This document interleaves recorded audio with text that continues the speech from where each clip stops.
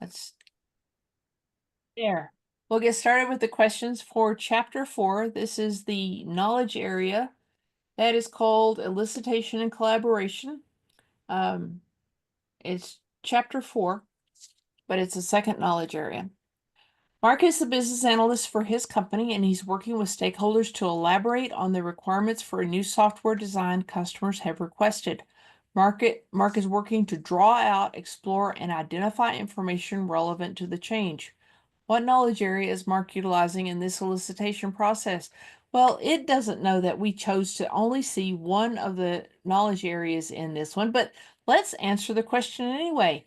Is it elicitation and collaboration, strategy analysis, requirements analysis and design definition, or solution evaluation? Oh, she said C already. China did. Um, I will say A. I was gonna say A I would as well. say Elicitation and collaboration describes the task that the business analysts perform to prepare for and conduct elicitation activities and confirm the results obtained. A lot of people call drawing out, exploring, and identify information relevant to the change, they call that gathering. And I've had some BAs recently that have gotten violently opposed to that term. We do not walk around and just pick up things off the ground because they're easy. It's more like extracting teeth. So I've started calling it extracting requirements. Which task in the elicitation and collaboration knowledge area may use all of the following techniques: brainstorming, focus groups, interviews, and observation. So it's asking which task. I'm not going to ask you which task it is.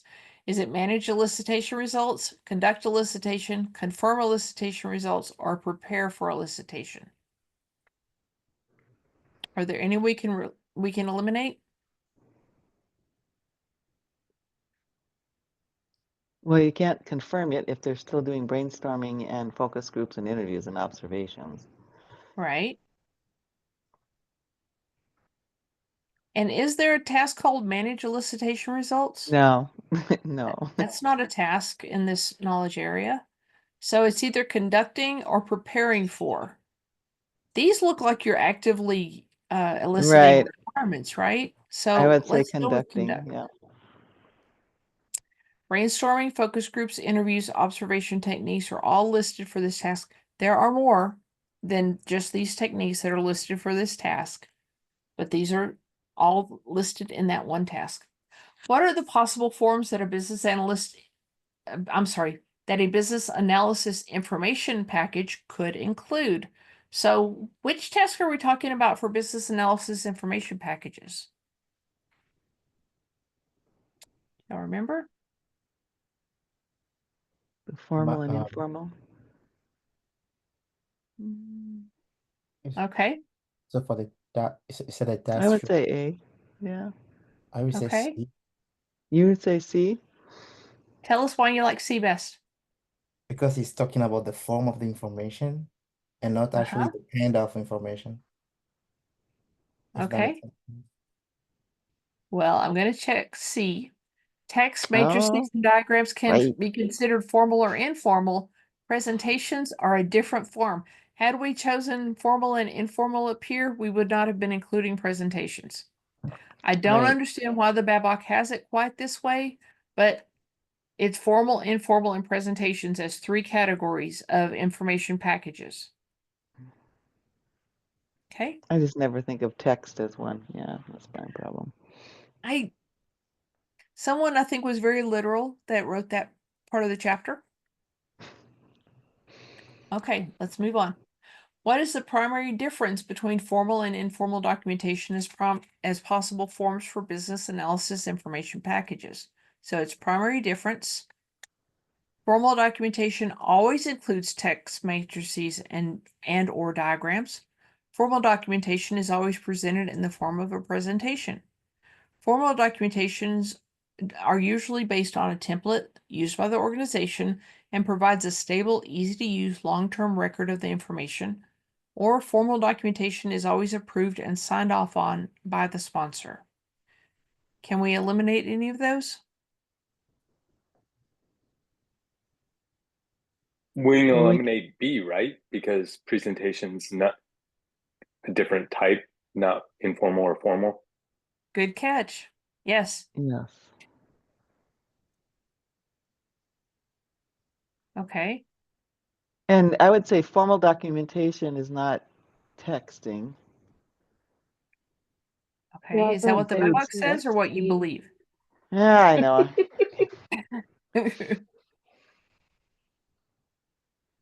It could be, I But- guess. Okay, what do we think the Robin, correct I don't answer think is? I don't think text is texting. It's like texting, yeah.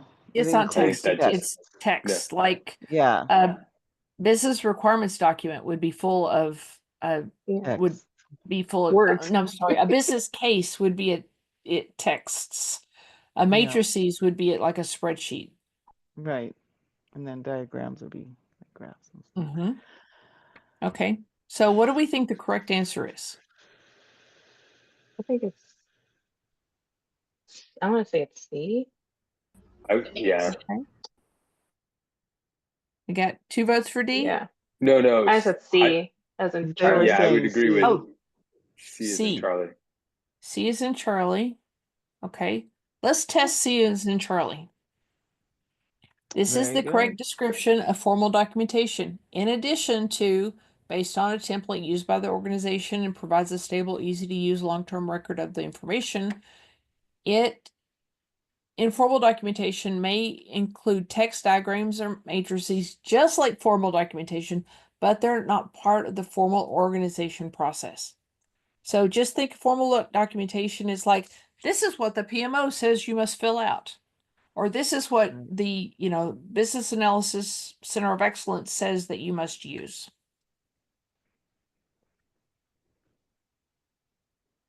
Okay. You're selecting elicitation techniques for an upcoming requirements workshop. What is not a valid criterion to utilize when selecting techniques for an elicitation activity? So when you're selecting elicitation techniques, which task are you in? The plan elicitation Preparing or felicitation. prepare. Preparing, yeah, preparing. Yeah, you're in the task preparing for elicitation. And so what is not a valid criterion to utilize when selecting techniques for elicitation activity? I'm going to use the technique of, I want to just use the ones I like, my preferences. No, I'm going to look at desired outcomes. I'm going to look at cost and time constraints, or I'm going to look at the culture of the organization. Which one can we eliminate? I think we can eliminate A, your We preferences. can eliminate A. Your preferences don't have a hill of beans in whenever you have to select which technique you're going to use. So that is what is not a valid criterion. That is correct. BA should select techniques based upon desired outcomes, cost and time constraints, the culture of the organization, access to the sources of business information, not their preferences, even though it might be more comfortable. You are the business analyst on an initiative and you're preparing for elicitation for a new business opportunity. What is the prerequisite for conducting elicitation? So conducting elicitation, prerequisite, would that be the inputs? Let's find out. You need to receive permission from functional management to interview and elicit requirements from stakeholders.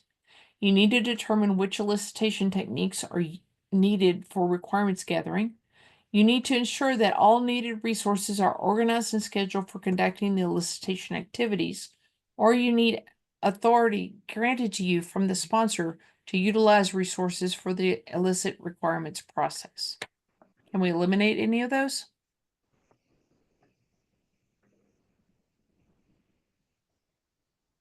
I've got to vote for C as an answer.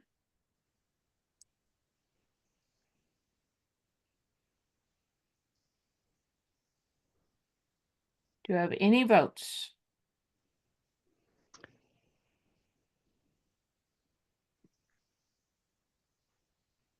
Okay, I'm going to test C. Go for C. Cues Jeopardy music. Yeah. C is correct. The prerequisite for a elicitation process includes gathering all the resources needing and scheduling resources for conducting the selected elicitation activities. This can get confusing because there is a job for the project manager to be sure earlier to be sure that your elicitation resources are available. Right. But here, this is part of your job.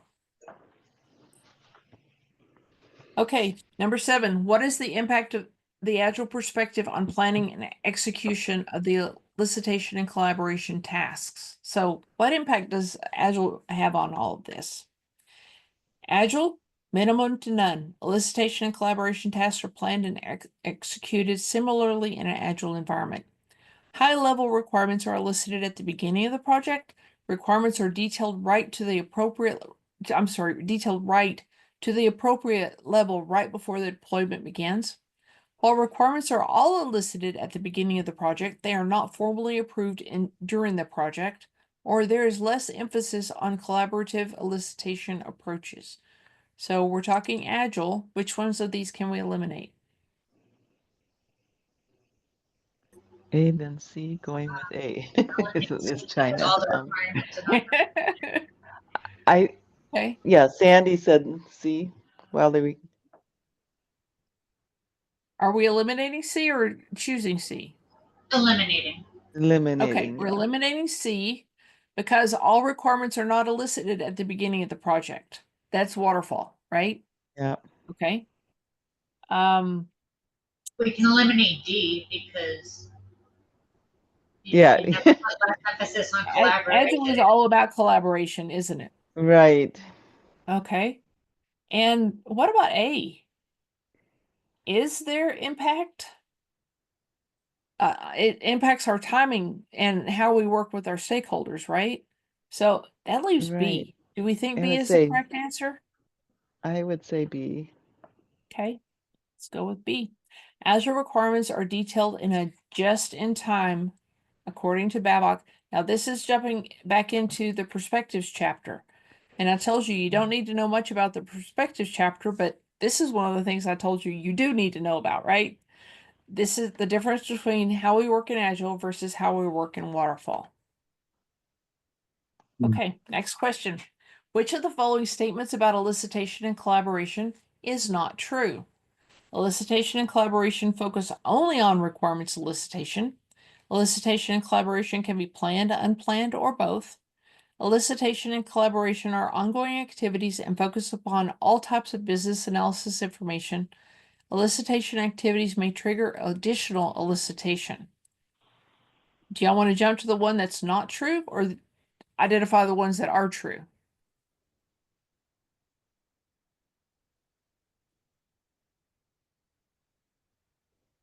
Anybody? Um, I, would say well, A is there's, not true. Not A is true. not yeah, I true. was gonna say A is not true. Elicitation and collaboration focus on all types of information, not just requirements. Yeah. So, which stakeholders do we need to talk to? What is somebody's opinion about this? Is there any deadlines we need to work off of? I mean, everything is requirements plus.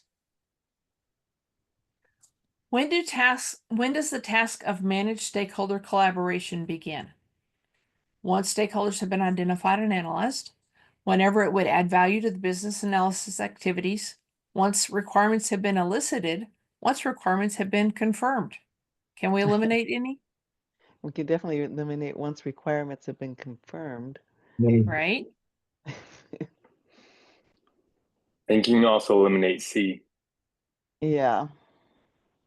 So we have to start before they've been elicited, before they've been confirmed. Yep. How about I A? would say, yeah, A sounds good. Yep. Yeah. I think so. The BA cannot begin collaborating with stakeholders until we know who they are and analyze to understand their preferences for effective collaboration. Let me talk about effective collaboration. I'm working with a recruiter right now, and I told her, I said, contact me through LinkedIn. Don't send me emails. I've got 5 different email accounts. I don't know which one you're sending me stuff on, and I don't look at them every day. I'm on LinkedIn 8 times a day. And so that for me is my way of, that's effective collaboration. That's what she needs to know about me as a stakeholder. Can I ask a quick question, please? Yes. Okay, so can you go back? So the I think so whenever it will add a value to the business analysis activities. So I know that would be wrong, but my question is, if during like a project, right, you identify a new stakeholders, right? Mhm. You will actually need to conduct an elicitation again. So okay, so because you want, I guess what I'm trying to ask is, the correct answer says once it is identified and analyzed, right? So that means Mhm. identifying a new stakeholder is not enough to elicit requirement from them, right? You have to analyze whoever that stakeholder is before you elicit information. I'm not sure if you're getting my question. You have the right idea. Let me restate it just to be sure that we're on the same page. I have a stakeholder. I need to know what their role is. I need to know, as people, my core team, do you know if they're for or against the project? Do you know what their goals are? What department are they with? What does that department do?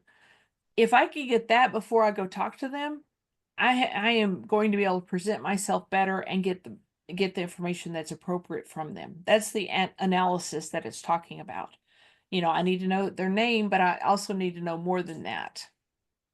Yeah, thank you. You're welcome. And so as you're moving through your project, every time you talk to anybody, you say, is there anybody else I need to talk to that may be impacted by this or may impact it? And you're going to uncover stakeholders constantly. It's just like whenever you uncover a new requirement, then you have to measure that requirement, bounce it against all the other requirements that you've received. Are there any conflicts? And, it's the same thing, except you're working stakeholders instead of requirements. Welcome, Stephen. Hey, Hey. Okay, let's move on. Which of the following options is an input into managing stakeholder collaboration? So we know which task we're in. And we know that there's a specific limited number of inputs into that. Is it stakeholder engagement approach, solution approach, stakeholder register, or scheduled resources? So are there any of these we can eliminate? Yes. C and D. Yeah. Scheduled resources and stakeholder register? Why are we eliminating these? Because I don't remember them. They don't seem right. I think they're just bad. We should put them out in the doghouse. Okay, so we're going to eliminate these two. So stakeholder engagement approach and solution approach. Of those two, which one of those is an input into managing stakeholder collaboration? So since we're still in the second knowledge area, we don't talk about anything related to solution, right? So I will go with A. I like your reasoning. Anybody agree with him? Yeah, I Okay, think A we is got good. yeah, good. stakeholder engagement approach describes the types of expected engagement with stakeholders and how they might need to be managed. This is one of the two inputs. The other input is business analysis performance assessment from the previous chapter. Yeah, I think China wanted you to click on C, please. Oh, I'm sorry. Thank you. Clicking on C. This is not a listed input into the managed stakeholder collaboration, though the stakeholders will be identified as a component of the stakeholder engagement approach. Hasi, thank you so much. Paul is eliciting data requirements and discussing systems communication and how two systems currently exchange data and services with his stakeholders. So let me say that in a better way. Paul is talking to his stakeholders. With them, he is eliciting data requirements and discussing systems communication and how the two systems currently exchange data and services. What principle is Paul discussing with his stakeholders? So first, if Paul's talking about that, what task is he in?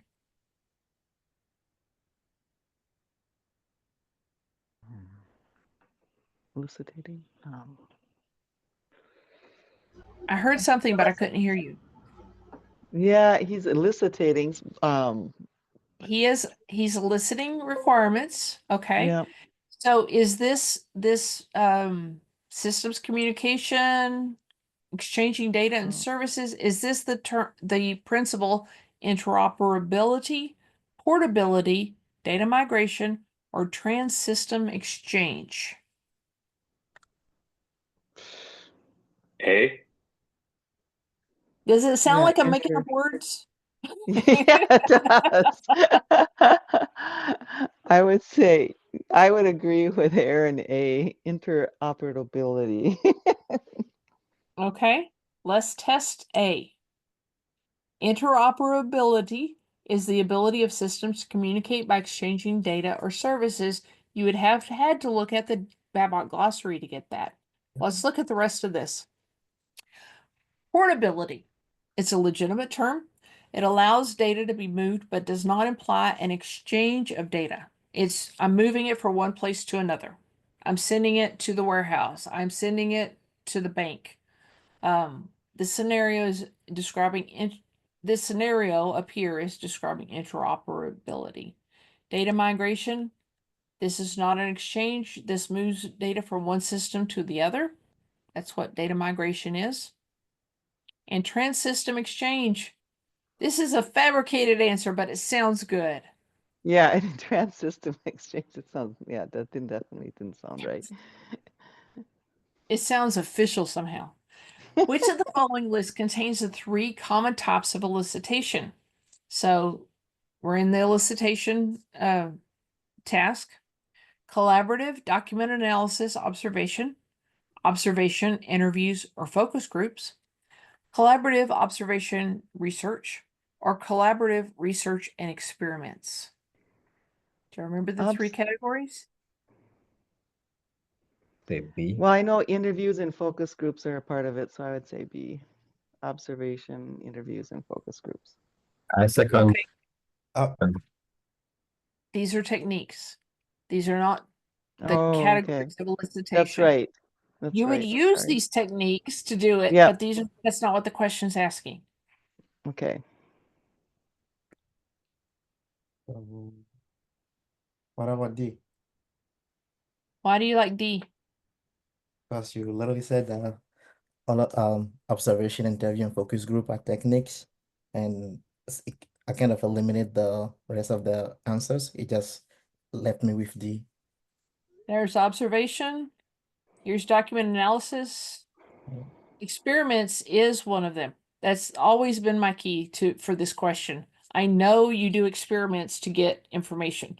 The definition of experiments is you do something to find out knowledge that you didn't have before. It's a discovery process. These Yeah. are the three stated elicitation types. If you did not get that right, open up your BABOK to 4.2.2 and put a post-it note in there. That's what you need to study. Which of the following is not a key element to consider when conducting elicitation activities? So this is a not. We're in conducting elicitation. Consider how the information will be used. Understand how the output integrates into what is already known. Select an elicitation technique to use, or determine what forms of output the activity will generate.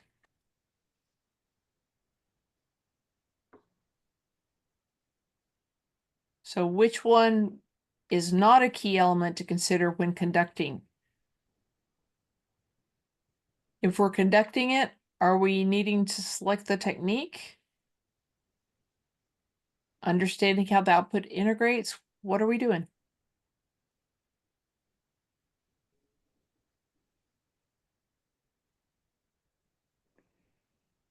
Which is not a key element to consider when conducting elicitation activities.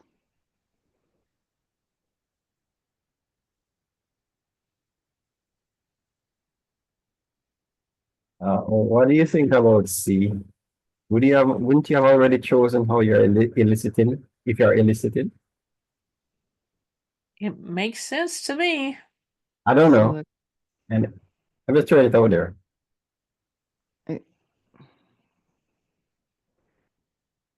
Okay. yeah, I Let's would, see. You want me to test C? yes. This is not a stated element within the task of conduct elicitation. It's more an appropriate element in the task of preparing for elicitation. So in conduct elicitation, you would consider how the information is going to be used, understand how the output integrates into what is already known. It's like, I already know this, and so this fills in this gap, or it determines what the forms of the output the activity will generate. Very good. What is the following? Which of the following is the best definition of a business analyst? A trusted advisor to all stakeholders identified during the course of the business analysis lifecycle. Any person who performs business analysis tasks described in the BABOK, no matter what their job title. Any person who holds that title or role in an organization, or a trusted advisor to business personnel. What does the BABOK say? B. B. Yep. Sounds Baboky, doesn't it? Yes, it This is the does. definition of a business analyst according to the BABOK. Good job. What are the inputs into the managed stakeholder collaboration task? So it only wants inputs into this one task: stakeholder engagement approach and business analysis performance assessment, stakeholder engagement approach and information management approach, stakeholder engagement approach and business analysis approach, business analysis approach and business analysis performance assessment. Can we eliminate any?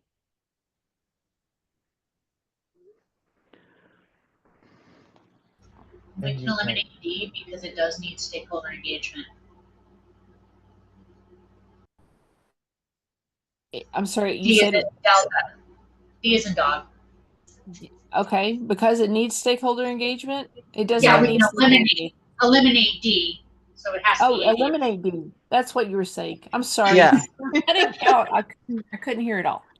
Okay, so we should eliminate this because we do need stakeholder engagement in stakeholder collaboration task. Yep. Okay, so this one is business analysis approach. Should it be business analysis approach No. So we can or eliminate business C. analysis performance assessment or information management approach? We can eliminate C. Okay, because you don't like this part? Yeah, they both have approach, but one is the assessment and the other is the approach. Okay. So are we doing business analysis performance assessment or information management approach? A. I like C. I think it's the business analysis approach. I second C. Yeah, Okay. second C as well. Okay, Yeah, let's test I would say C C. and see where we go. No, it's Okay. A. Stakeholder engagement approach and the business analysis performance assessment, it will help us manage stakeholder collaboration tasks because the stakeholder engagement approach tells us who we're going to work with, how they need to be communicated with, etc. And the business analysis performance assessment tells us in the last 3 projects, you were weak in this area, so you need to do better in this, or you were strong in this area and you can utilize that for your benefit. These are the stated inputs into the managed stakeholder collaboration task. The business analysis approach is a guideline or tool versus an input. So think of guidelines and tools as something that contributes to your ability to do the job, but it doesn't change. Inputs will come in and they get changed. Okay? Guidelines Yep. and tools are pretty consistent. Does that make sense? Yeah, I have No? a question. Yes. Yeah, could you give me an example of when you've actually experienced or a scenario where it's with stakeholder engagement approach and business analysis performance assessment? I just want to know what the conversation sounds like. So, because I'm thinking in my mind, you elicit requirements. Of course, you go in, you're asking the questions. However, I'm trying to assimilate where does the performance assessment come in, though it is BABOK, just want to get a scenario going in my head. Okay, okay, I accept that. So let's talk about the business analysis performance assessment. Perfect example.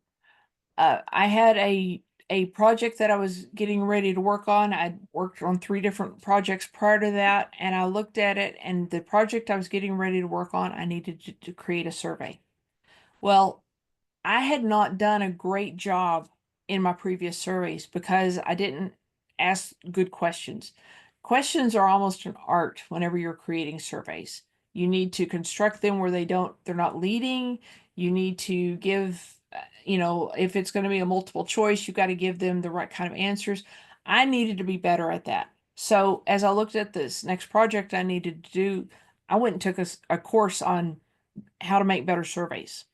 So that's just my example on I can use what I did before to see what I need to do better next time. Does that answer your question? Ah, okay. I'm glad I asked for the example then, because is there a scenario?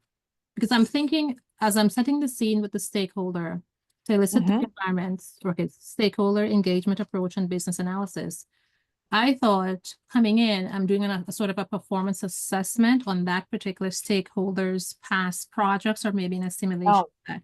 It's just- No, the business analysis performance assessment is from the previous knowledge area. It's whenever you measure your own performance. got you. Thank you for that. Got it.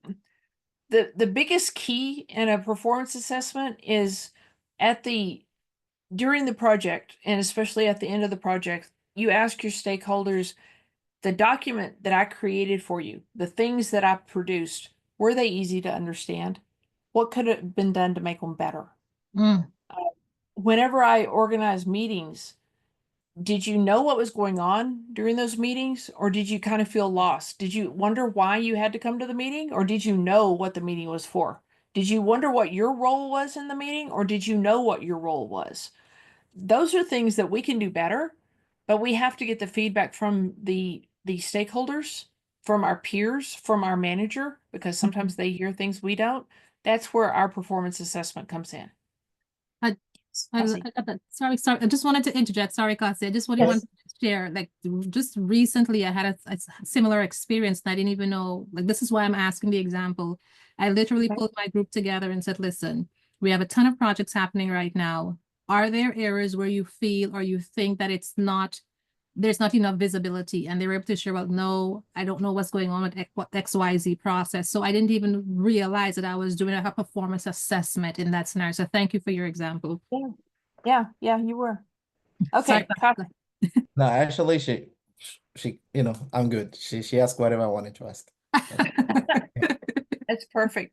It's weird. You've read the words in the book, right? And it says a business analysis performance assessment, but until you actually live through it, it's kind of like childbirth or something. You don't know what you're talking about until you do it. Sorry, guys. Let me think of something else. Having a broken bone, you don't know what it's like until you've experienced it, right? Yeah. And there's a whole list of things you don't know what you're talking about until you've experienced it. So I can talk to you about it, but you got to experience it. And it's doing your own performance assessment. It's almost like you got to go through it and do a lessons learned every single time. How can I improve? What can I do better? You got to be vulnerable, which is hard sometimes, especially if you're not working with kind people, Yeah.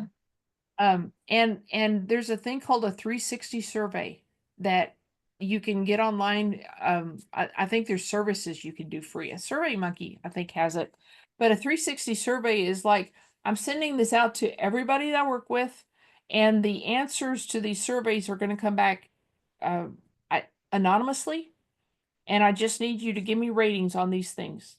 And you can add, so it's things like, in the last month, I've set up 6 meetings that you were involved in.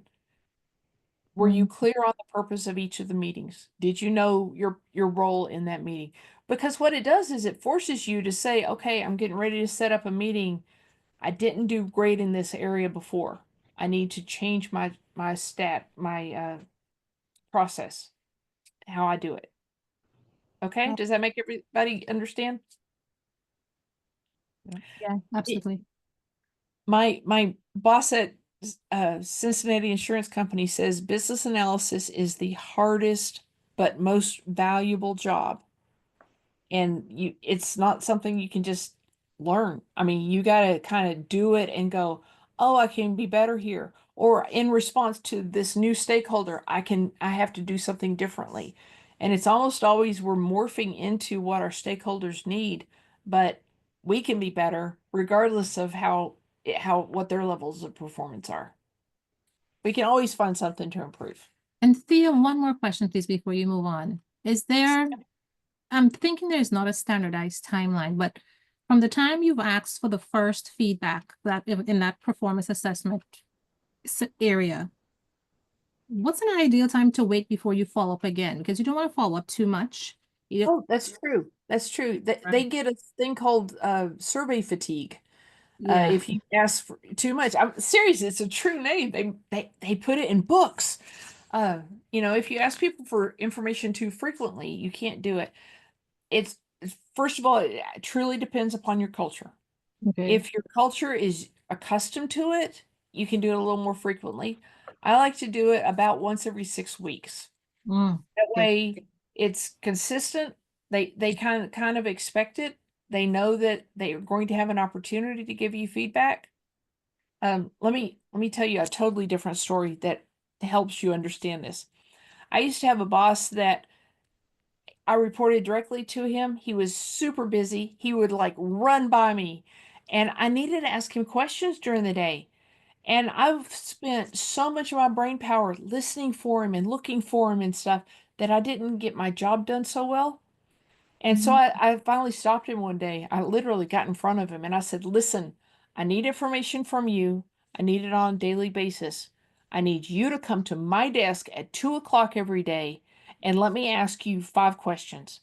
And that way I can spend the rest of my day working and get my questions answered. And so what that did is it gave me permission to stop having to watch for him, stop trying to hunt for him. And I knew I can save this question for the next time, my next 2 o'clock with him. So asking them something, giving them a survey every 6 weeks or, 2 months, whatever you need. If they know at the bottom of your survey, put this, your input is important to me, and I'd like to ask that I do it periodically. And right now I'm thinking every 2 months. So they know if they have a concern, it can sit there for a minute and they know they have an avenue to get it to you. But too much is too much. It gives them burden instead of opportunity. Does that make Gotcha. sense? Yeah, ton of sense. Thank you for that. Appreciate it. You're welcome. Isn't it funny how bad bosses teach you good skills? All the time. Okay. Yeah, right, Cassie? Yeah.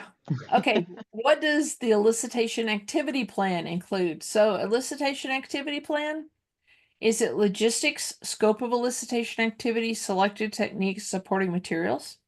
Logistics, scope of elicitation activity, selected techniques, and research.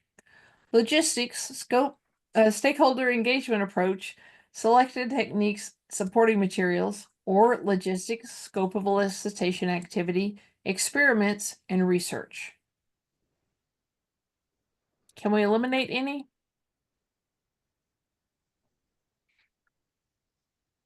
So the elicitation activity plan is the output of the task prepare for elicitation. Is that fair to say that we can eliminate anything with research? Eliminate anything with research. So it'd be eliminating these two. B and D. Okay, we just did our stakeholder engagement approach for collaboration, so maybe C's out and research. Right. So that research is for the prepare elicitation. Oh no, for elicitation task. So A seems favorable. I know. Okay. Okay, let's test A. This item comprises the Skype. I'm starting over. These items comprise the scope for an elicitation activity plan. Let's look at this real quick. I'll make it bigger, Cassie. Thank you. Okay, so prepare for elicitation. The elements are understand the scope of elicitation, select the elicitation techniques, set up logistics, secure your supporting materials, and prepare your stakeholders. So these outputs of these things are in your output for this task. Got it? Okay. Okay, when identifying stakeholders and selecting elicitation techniques for the requirements elicitation task, which of the following best describes the relationship between the two? So in the relationship, stakeholders and selecting elicitation techniques, the relationship between the two depends upon the project approach and the context associated with the business need. Identify stakeholders involved in the change and then select elicitation techniques suited to them. There's no relationship. You may select elicitation techniques you prefer before identifying your stakeholders. Only identify stakeholders. Only identify stakeholders who have the availability to participate in elicitation and then select elicitation techniques suitable for them. What do we eliminate? Anything that we lack personally. Okay. Yeah, that one is out. Okay.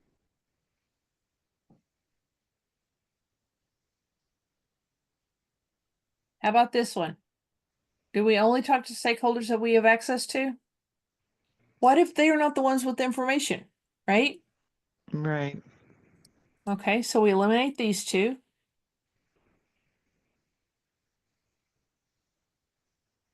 So what do we think the correct answer is?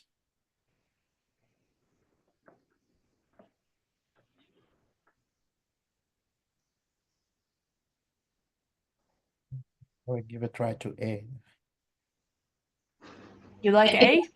Yeah, You don't like A. I do like A. I like A. Okay. Any other votes? I'd go with A too. It sounds silly, but I think it It's sounds better. A. Oh, The project approach and context does not impact the need for ensuring stakeholders are identified, no matter what the approach or context, and the elicitation techniques are selected to best meet those stakeholders' needs. So it doesn't matter if we're going to run this waterfall or agile, I've got to make my elicitation techniques meet my stakeholders' needs. Yep. Identifying stakeholders involved in the change and then select the elicitation techniques suited to them. It aligns with BABOK guidance 4.1 all over the place. So that would go like with the example that you just gave, saying with the recruiter, you told her, contact me via LinkedIn. Yes. Right. Right. Yeah. Let me pause real quick. Did everyone get notification of a tracking number for your watermark book today? Yes. Except for yes. Steven. Everybody else? But it's getting sent to the wrong address, but I'll make arrangements to get it. Dude, Michelle I'm and so I sorry. are getting sent to the wrong address, but we're gonna figure out how to get it. Okay. They're stalking the package. Yeah. Okay. Our office is closed for renovation, so Oh no. Well, I had it sent to the address I was given. I was thinking, how did I get the wrong address? well, I don't know. Both of us, you switched them after. I sent it to you in LinkedIn after the fact, but we'll make it happen. We got the tracking stuff, and the day it gets delivered, I'll call the mailroom. So Okay. Okay. Very good. I'm expecting it should take maybe 2 days. Something like that. You'll have it before our next meeting. I encourage you to just start at the beginning and start looking through it, because there's going to be nuggets in there that, it's like, it's not about the hardest chapters, but you're going to see nuggets as you just walk through it. Okay. yeah, my tracking document said the 15th. Yeah. Yeah, Same. Okay. Okay. 5 days. Better than 20, I guess. Okay, you are a business analyst working on a project to upgrade the current billing system. After eliciting all the requirements from relevant stakeholders, you set up a meeting with solution team to explain the new functionality requested and to review the changes needed to the existing function. In this meeting with developers, you discover that some requirements will not work with the current system functionality, and you find inconsistencies and gaps in the requirements. As a business analyst, what could you have done to avoid these issues earlier in the process? So let's walk through what the question's really asking. Project, you elicited all the requirements from the stakeholders, and then you set up a meeting with the solution team to talk about what you currently have that needs to be changed and the new stuff that needs to be added. And you discover they don't line up. So we're still in elicitation, right? Right. The business analyst could have questioned the right SMEs or knowledgeable stakeholders who had understood the system functionality. The business analyst could have studied the current system functionalities well before eliciting requirements. The business analyst could have involved development team in elicitation activities. The business analyst could have confirmed the elicitation results right after any elicitation activities to ensure that they were accurate. Now, I would admit up front, this is not worded the best it could be, but we're going to go with it. See, can I say that this is actually one of my projects. I'm going through this right now, and I have no idea what the answer. I'm glad we're talking about it, but I select D. Yeah, Okay. I actually select C because I'm also working on a new billing system, and Right. we I had to think bring the C. developer in. Right, the first thing we did was a gap analysis on what they were going to offer versus what we had, and I had to bring the developer in to help with that information. Okay. So I've got a vote for C and a vote for D. Do I have any tiebreakers? I vote B. Okay, I got two Ds. Let's check the answer and see what the BABOK says is the right answer.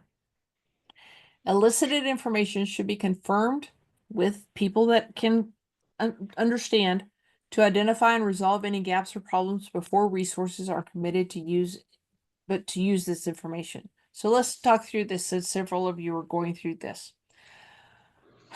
What the BABOK is saying is, I talked to the business person and they say, we need a new field on this screen.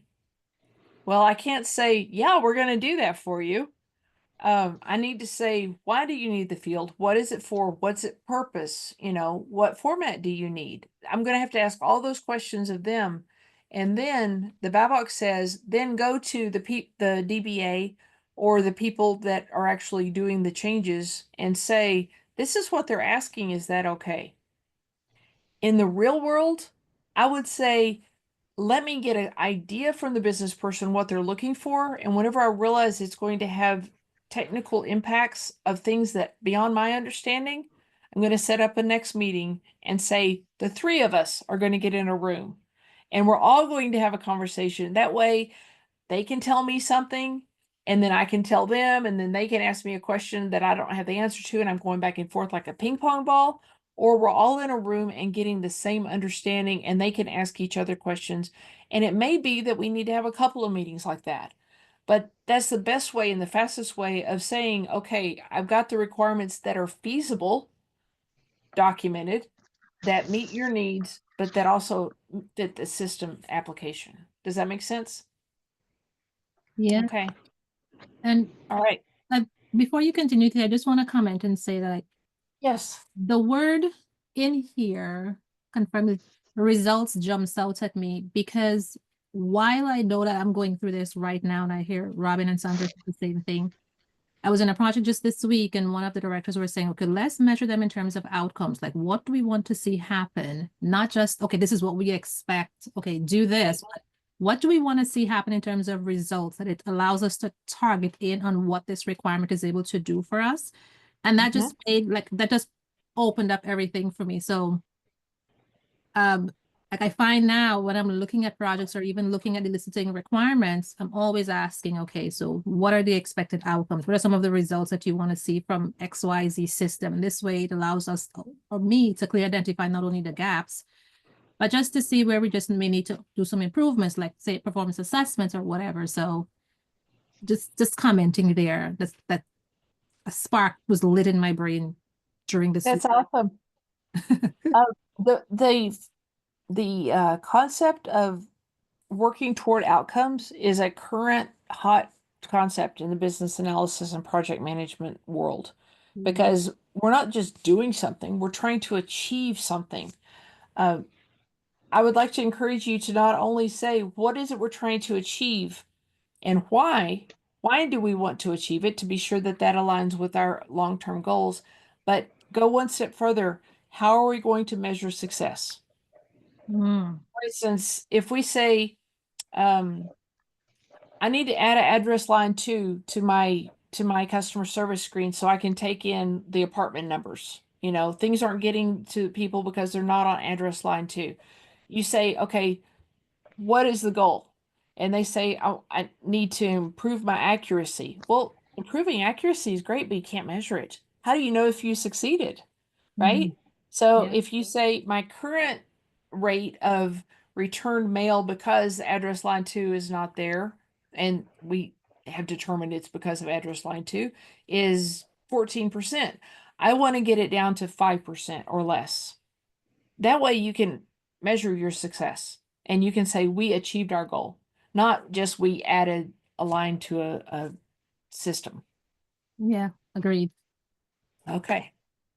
Let's keep making progress. What is the output of the managed stakeholder collaboration task? So one task, we know it has output. Is it stakeholder engagement, stakeholder collaboration, stakeholder list maps and personas, or business analysis performance assessment? What can we eliminate, guys? Well, the business analysis performance assessment, that's on the business analysis, not so much the stakeholder. That's an output of a previous task.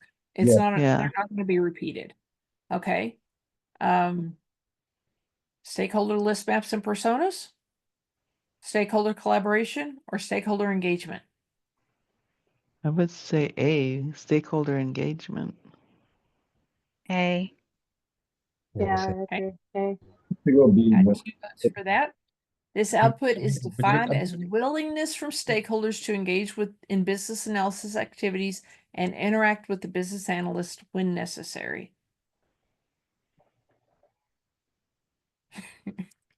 Okay. Have y'all ever put very much thought into what it takes to introduce yourself as a business analyst to somebody who has no clue what your job is?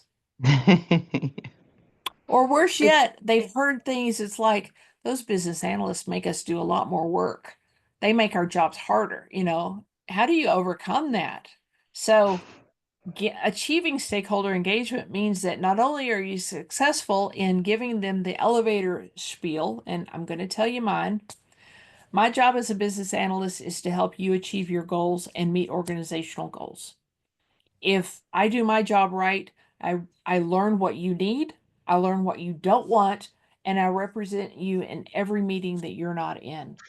I keep you in the loop, I keep you on board, I don't let you have surprises, and I keep you informed in the things that are important to you. I partner with you, we go lockstep through this project, and we get to the end, and I make you look good. I say that to them. You can you tell I've said that a few times? I say that to them and they kind of go, oh, that's not what I thought. But okay, so what do I have to do? And it's like, okay, I need some information from you. I need to first understand, what are your goals? What's important to you? What are you afraid of? I don't ask them the word afraid. The word afraid makes them afraid. Is that weird? What things do you not want to happen and why? I need to know the why. I go through all that, but getting to stakeholder engagement, it's like you have to do a dance, put on a little ribbon, or I don't know what you have to do, but you got to do a dance right to get to the point where they are willing to work with you. You have been asked to confirm your results after a requirements workshop. Why is that important? So it's after a requirements workshop. So what step did you just finish? Requirements gathering. Eliciting. Conduct elicitation. Yeah, You conduct conducting elicitation, so elicitation. now you're in the confirm elicitation results task. So it's important to ensure that the requirements are accurate and consistent with other information, to ensure the WBS work breakdown structure is created in time for risk identification and assessment, to ensure the project manager understands the requirements for project planning, or to ensure the requirements are ready to be specified and modeled. What can we eliminate? ECND. Yeah. I think it's, yeah. You said AC and D? No, B, C, and D B, C, is and what he D. said. Okay. Yeah, So A so is it's the A. correct answer according to you. So the purpose of confirm elicitation results is to check the information gathered during the elicitation session for accuracy and consistency with other information. So to ensure the requirements are accurate and consistent with other information. Look at you. Yeah. This is the stated purpose of confirming elicitation results. It's paraphrased just a little bit, but you got it. It's BABOK. When is the best time for a business analyst to specify and model requirements during the elicitation and collaboration knowledge area? Specifying and modeling requirements. Just to be clear, there is actually a task called specify and model requirements in a later knowledge area, and it seems a little confusing if you know that. But we are supposed to specify and model, which is the writing it down and making it where other people can understand what we understood. When is the best time? Whenever it would add value to elicitation and collaboration task. While preparing business analysis information package as an input into the communicate business analysis information. While executing confirm elicitation results, or requirements should not be specified and modeled until after they're confirmed. So let's talk about this one. Isn't it a whole lot easier to confirm something if it's documented? Yeah, You can right. show it to them, right? Can So eliminate we that can one. eliminate that one. What else can we eliminate? The same with the one up on top of it, because that also is confirming the elicitation results. Okay. So what do we think is the right answer?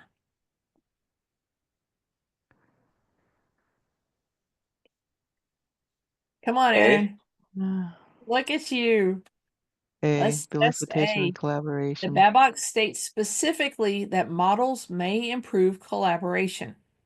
I love a good swim lane diagram. It makes my little heart go pitter patter. Especially whenever it surprises people how much they love it. You know, it's like, yes, yes, you're a fan too. We'll get matching. You have completed the elicitation activity plan. So this is prepare for elicitation. You have prepared for and conducted a workshop to gather requirements. This is elicitation conducting. What is the typical next step you would follow? Confirm your elicitation results and communicate as A. appropriate. Specify and Yeah. model the requirements. Record the results from the workshop so they can be confirmed, or send meeting notes out to all attendees. So you have prepared for and conducted a workshop. What's the exact next thing you should do? Record them. You have to write them down somewhere. Yeah, that's true. Record them. So The yeah, BABOK actually uses the phrase capture the capture. elicitation outcomes. Now, whenever I'm in a workshop, I'm writing frantically anyway, or I'm having them do stuff and I'm taking pictures afterwards. But what it's talking about is taking that and turning it into something that's packageable, that you can, send out in an email or put in your requirements and say, this is what I captured. Is this right? Did I miss anything? Can you please click on A? I'm kind of curious to see, please. I'm happy to click on A. You cannot yet confirm them because you're missing the capture the elicitation results. You can't confirm them until they're written down. Written down. Okay. Let me click back on that so we get it right since we got it right. Okay. Kathy is a BA that has just been assigned to work on a government compliance project. Known as a doer, she's anxious to get started with her elicitation and collaboration activities, especially regarding an interview with a key stakeholder who will go on vacation in a week. Her BA mentor, Ellie, urges her to slow down a bit and complete some activities before conducting the interview. What does Ellie recommend Kathy do before she starts the elicitation? So all of this stuff right here is pretty much noise. We know that she needs to talk to somebody. Key stakeholder, got to do an interview. But what does she have to do before she does the interview? Understand the needs, gather business analysis information, develop the stakeholder engagement approach, prepare the elicitation activity plan, understand the needs, gather business analysis information, develop the stakeholder engagement approach and the business analysis performance assessment, or develop the elicitation plan, elicitation results, unconfirmed, elicitation confirmed, business analysis information communicated, and stakeholder engagement. What can we eliminate? D like Doug, Why do we dislike D? because she's actually trying to do that, right? Okay.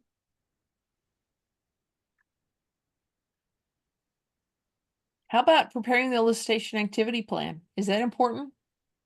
Yes. Yes, it is.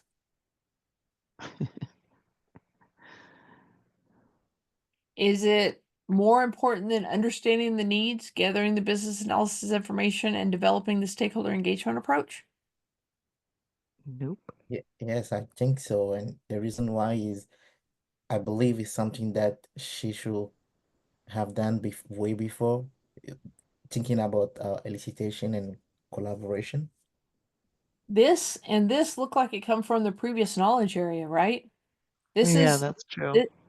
this is before, but does she need to do those things before she goes and does an interview? But the stakeholder engagement approach would be an input into the conduct elicitation or into the prepare for the elicitation. Yeah. So yes, she has to do A before she can do B. Okay. So A and C look a lot alike, but C also has the business analysis performance assessment added onto it. Is that important? No. It doesn't say consult it, it says develop it.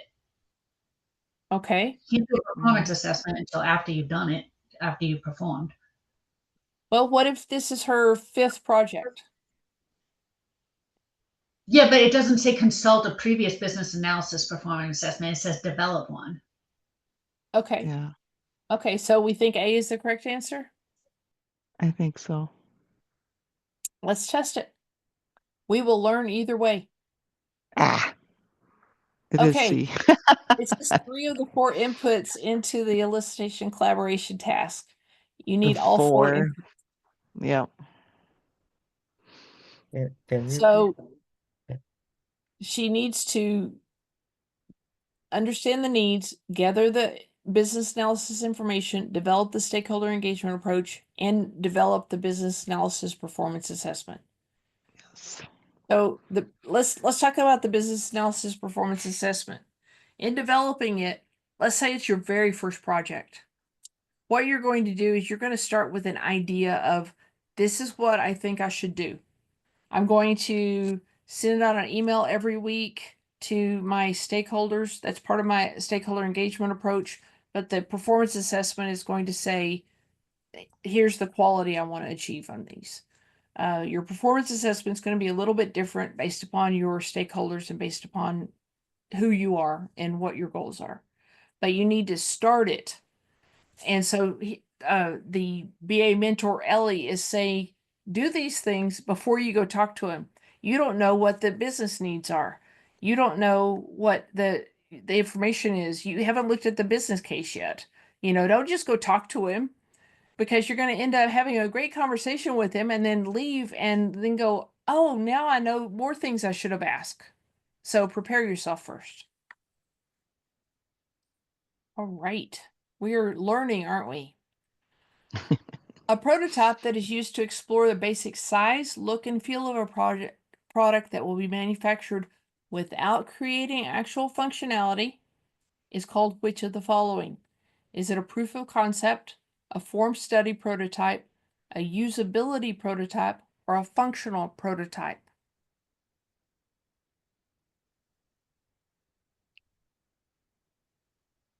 I will tell you that whenever I was studying, this always threw me because it's not what I would normally think.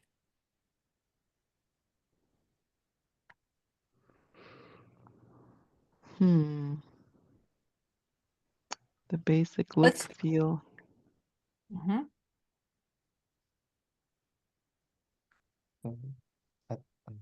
Is it D? Give me what it Functional will look. prototype?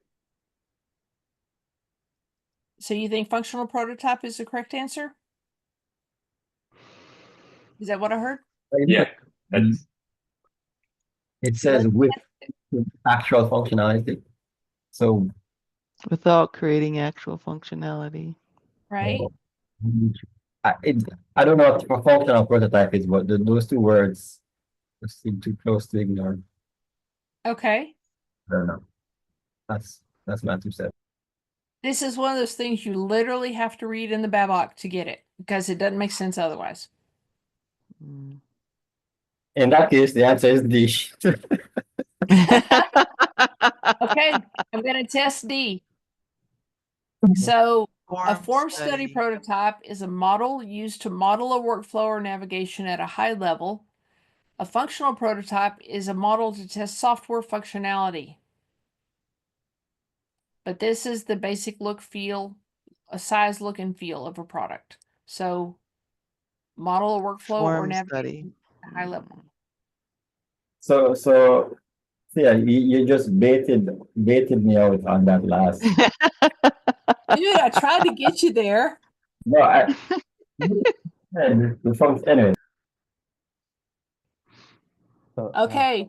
Quick Which question. stakeholders participate in the conduct elicitation tasks? So this one task, only the sponsor. Depending on the activity, any stakeholder with relevant knowledge or experience. Stakeholders who were originally identified in the elicitation activity plan, or customers and users, domain subject matter experts, and implementation subject matter experts. Can we eliminate any of those? eliminate A. A. There are sponsors I know that would think that they only their opinion should matter, but that's not the way the BABOK says. Okay. So what do we think the correct answer is?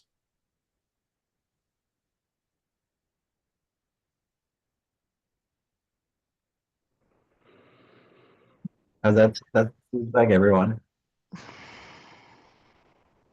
I'm sorry. Say that again. I was thinking D. D. I go with D too. Because I ruled out C, and A. Okay. So In a way, B and D is the same thing. I want to say D. did I hear C, Michelle? I want to say D, but I think what you're saying with B with boy is that it says any stakeholder, and the bad boss With says any relevant stakeholder. knowledge or experience. Yeah. What is Okay. I would say, I but I think would say B. depending on the activity. I don't know. I think Okay. B. Okay, let's test B. This is the catch-all participant. Others noted include the customer, domain, and implementation subject matter experts, users, and sponsors. But it has the list of, depending on the activity, any stakeholders with relevant knowledge or experience. And then it calls these out specifically as they probably are included. You know, it's like, these are the prime suspects, but there could be others. Right. It doesn't want to limit it for you to say, you only can talk to these people. You know, it's like, no, anybody with relevant knowledge or experience should be part of the elicited masses.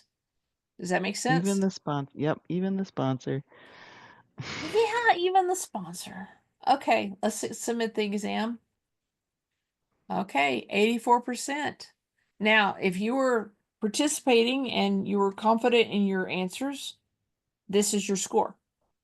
How do y'all feel about this chapter? Greatly. We did better last week. Yeah, I was gonna say that. Well, testing but last better week last we were week. getting questions from the very first of the chapter, and it wasn't giving us the whole Yeah. thing. This week it's kind Yeah. of giving us a lot more. Yeah. Yeah, it was giving all over. Yeah, Mm-hmm. so that's good. I did notice that y'all weren't answering so much this week, and I was wondering, are you maybe all sleepy? I mean, it's late. I understand that. What can we do to incite you to participate more vigorously? I don't want to recommend jumping jacks right before class or something, but you know. I just have to keep turning my air conditioner off every time I answer. So I'm holding my is that answer what happened? because it's hot. Yes. Oh. Okay. Well, let's talk about any questions that y'all may have in this chapter. Are you doing, first of all, I'm just going to assume you have read the chapter.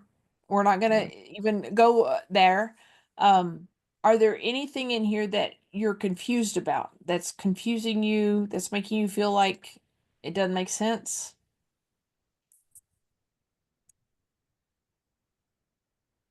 Okay. It makes would sense love- until I get tested on the on the questions. Some of the but questions. Yeah. Testing is a great way to find your gaps. You know, it's to Yeah. find your areas that you need to improve on, and you want to be able to get that done now rather than right before you go to the test, right? Right, right. I would encourage you, as we're in chapter 4 now, and chapter 4 is one of the easier ones. Chapters 5, 6, 7, and 8 get harder. I would encourage you to start now and look at this and say, the inputs for 4.1, prepare for elicitation, are needs and stakeholder engagement approach. The elements are this, I mean, just kind of go through and make yourself kind of memorize what are the inputs, the outputs, the elements, guidelines and tools, and then look at the jobs of the different stakeholders in that task. The domain subject matter expert has a very specific job in this task. And if you look at it like that, you're going to be able to remember the stakeholders a whole lot more easily than just say, I've got a list of 3, right? It's what do they do in this task? And then you've got your output, and the output is going to give you some information. As we get deeper in the book, I'm going to scroll down here. Like this one right here. This is the next chapter, assess requirements changes. Some of these elements have categories underneath them that you're going to have to understand what each of the categories mean. Look, here's basis for prioritization. It can be benefit, penalty, cost, risk, dependency, time sensitivity, stability, regulatory, or policy compliance. As I said, it's going to get more complicated. So understanding what your inputs and outputs and elements are, as well as purpose for each of these tasks, is going to get more and more critical. So go ahead and start with chapter 4 and just walk through and do that. How do y'all feel about, do you want to stay in chapter 4 another week, or do you want to move to chapter 5? I want to move on. Do you? Yeah. But do you feel like you've mastered chapter 4 well enough? No. After we go No. past chapter 8, after we finish chapter 8, we're doing one chapter at a time. We're going to start saying, okay, we're going to do chapters 8 and 7. Chapters 8, 7, and 6. All of the chapters. And we will customize that each week as we feel like where our needs are. Okay? We're going to hit this again, is what I'm trying to say. Okay. Yes, Kasi? A quick question there. Are you planning to kind of have like a separate test on the techniques, or do you plan that for later in the year? I mean, No. in the technique to task section, in this Yeah. one right here, Mhm. I've given you the techniques for chapter 4. And so as you work through conduct elicitation, these are the techniques that I suggest you read out of the BABOK. And the reason I want you to read them out of the BABOK instead of out of the Watermark book is even though Watermark gives you cliff notes, it's easy. It doesn't give you all the details you need to answer the questions. So Okay. look at these techniques as we're going. Okay, so actually we're not doing anything in the regarding like using the Watermark website for the technique. I wasn't going to use the Watermark questions for the technique, and I'll Okay. show you why. Let me select an option. Let's just do techniques, and I'll show you why. Which is not an element of the item tracking technique. These questions stink. I mean, they may be useful to you. They may be beneficial, Yeah. but they're not going to help you pass the test, in my opinion. Okay. Okay. No, I just wanted to ask because one thing I kind of find really challenging is you can be in a specific task and that technique can have a different meaning than the second task, even though it's still the same technique, the meaning might change or the goal might change a little bit. So that's what Yep. I'm like, okay, how do we manage that? Okay. But yeah, okay. Let me see. I think in here, keep going across. This is stakeholders. This is core. I thought I had the different purposes of the techniques in here, but I don't. But I do have the stakeholders, their jobs for each of the tasks back here. Okay. So when we're talking prepare for elicitation, it tells you the domain SME's job is to provide supporting materials as well as guidance about them. So you've got it by stakeholders. I don't have it by techniques. But you're right, Kasi. The purpose, the way you use a technique can change a little bit. But to be honest, if you know the strengths, weaknesses, and purposes of your techniques, and basically where you use them to which task, you're probably going to be just fine. Okay. And if you wanted to only learn a few techniques, if you were going to just focus on a few, I would focus on brainstorming, surveys, workshops. I think those are the 3 I would start with. Sure. Because there are as well. more questions about those 3 than anything else that I remember. Okay. And random question. So,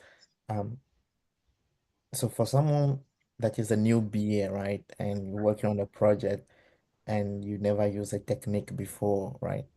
I guess what will you recommend, that person do? Like I wanted to set up like a brainstorming meeting, like that's to make it easy to understand, right? I never, Okay. you You wanted to understand a brainstorming. You want to set up a brainstorming meeting because your goal was to generate new ideas. Yes, Okay. that's the So, point. okay. So let me back up. Before you set up a brainstorming meeting, your goal is to generate new ideas. Mhm. Okay. There's 15 different techniques you can use to do that. If you want to choose brainstorming, you know what I would do? Go to YouTube. Seriously. Here's another option. Let me open up. I think I already have it opened up here somewhere. I'm just going to open it again.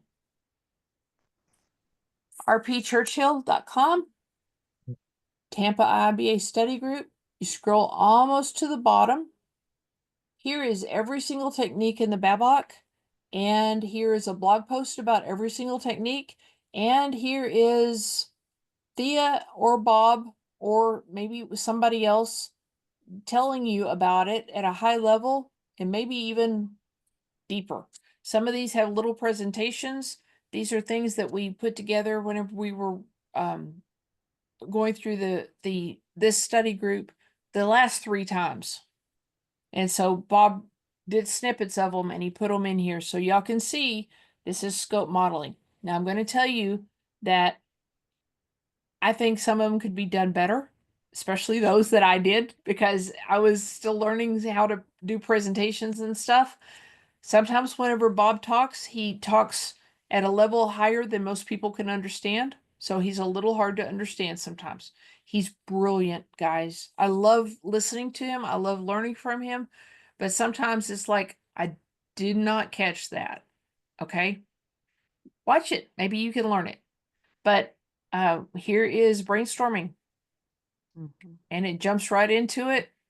We've said that we would like for you to present. I don't know if you can hear topics, that.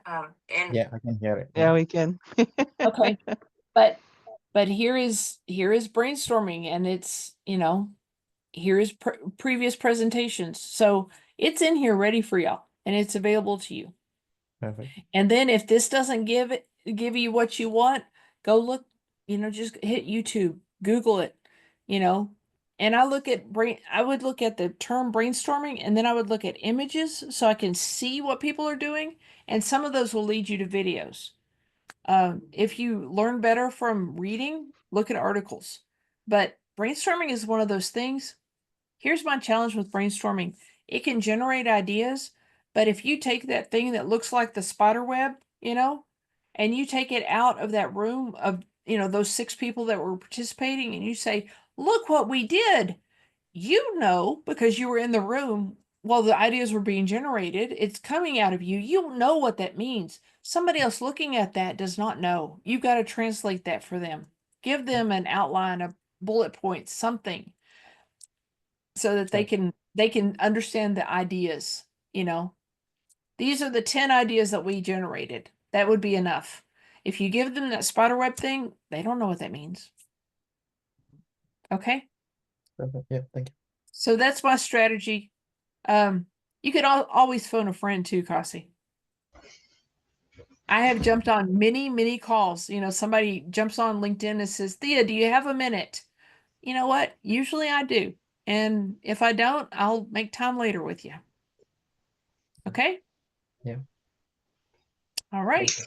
Can I ask a question? Yes, ma'am. Implementation subject matter experts. Does the Yes. BABOK ever consider a developer an implementation subject matter expert? And the reason I asked is because that's why I answered that other billing system question the way I did, because one of the stakeholders in the conduct elicitation is the implementation subject matter expert. Okay. So look at the definition for implementation subject matter expert. I think it's in the back of the BABOK. It's a stakeholder who has specialized knowledge regarding the implementation of one or more solution components. Mm-hmm. So So it could be the developer. It could be, it depends on the size of your organization. Let me say it this way. Actually, the question would, so that question said, no, the developers are a resource that you don't get until after you know you need them, so you wouldn't bring them in. So is the BABOK not considering a developer an implementation subject matter expert? Okay. The BABOK, remember the BABOK was written 10 years ago? And in my opinion, at that time, developers were the people that built new things. They didn't administer systems. And the implementation subject matter expert is going to be the person that says, I'm going to take your code from this branch and I'm going to plug it in here because I'm one of the only people who is allowed to actually put things into production. Okay. Just asking BABOK's view on that. The BABOK is limited because we had to write for an international audience and try to get consistent terminology across everything. And you know, every single company calls your job something different. You know, have you ever done a job search for yourself and it's like they're called something? I mean, they make up these weird names in some companies. It's like, I don't know that I want to apply for that job, you know? Okay. Understand. China is only doing chat. China, why aren't you on where we can hear you? She feels so lonely. I was getting dressed, but Well, but I definitely prefer to answer that way because it makes me think through the answer choices a okay. little bit more thoroughly. So that's why I'm like A or C. Then I'm like, oh wait. So if y'all don't mind, please join me. I feel a little, like I'm sitting in the corner by myself. Please don't punish me, you guys. China, first of all, you're welcome to the center of the room, and you don't have to be on video. That's fine. Thank you. And if you want to do it by chat, you can. Okay. Okay. Thank you. What other questions do we have? Okay. I'm Do we good. want to continue with chapter 4 next week, or do we want to move to chapter 5? I think we should put chapter 5. I think we should move on. Chapter 5. Yeah, Okay. chapter 5. Okay. I want to show y'all one thing in chapter 5 that I realized just today. If you downloaded this document Mhm. for chapter 5, requirements lifecycle management. So there's some things that the things that we planned for in the first knowledge area, way up here in business analysis, planning and monitoring, this is where we start executing it. Okay. Requirements lifecycle management. I also realized this. I have requirements traced because it's the output of the previous task. And here I have requirements maintained. It's not right. This should just be requirements and designs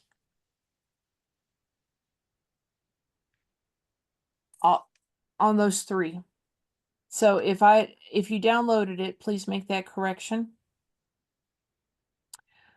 Basically for these 3 tasks, anytime you get a requirement or design, you can begin doing tracing, maintaining, and prioritizing. It doesn't mean that it has to go through all of trace requirements before you can maintain it. You don't have to get it all the way maintained before you can prioritize it. These are things that you kind of do over and over and over as you're getting new requirements. Also, the difference between requirements and designs in the BABOK, it kind of talks about it almost as synonyms, and they kind of are. Requirements are looking back at what your business needs. Designs are planning for your solution. Okay. And now sometimes there's an overlap. They are the same thing, but the BABOK talks about them like they're 2 different things. So don't let that get you confused. Traceability. Are y'all comfortable with what a traceability matrix is? No? Okay. So at a high level, I'm going to use my hands instead of try to find stuff online because we're at the end of our time and I don't want to make you stay late. At a high level, a traceability matrix has 3 central areas. One is these are our business requirements. Then we go into our design, and then we go in, our design to our solution, and then we go into the testing. Okay. So you got 3 different areas. What it really is something that looks kind of like this. It's a grid, and they universally have everything is numbered, and it's kind of numbered in outline form that says the business needs a website, and that's going to be number 1. And then that breaks down into several functional requirements, several non-functional requirements. Then it moves over into what is the test that we're going to run to prove that this requirement is met? What is the test we're going to run to prove this requirement is met? And so it turns into kind of like a, well, I'm going to have to show you because I'm not finding the words to say it. Let's go back to Robert R.P. Churchill. Go to his blog, because this is where I got it earlier today.